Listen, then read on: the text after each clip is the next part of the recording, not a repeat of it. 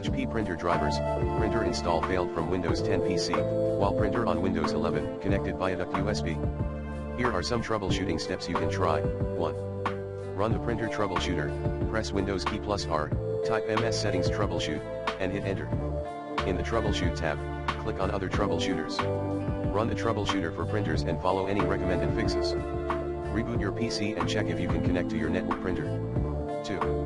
Update printer drivers, press Windows key plus X, then press M to open Device Manager.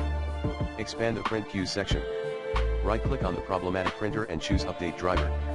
Select Search automatically for updated driver software and follow the instructions. Restart your device after the update. 3.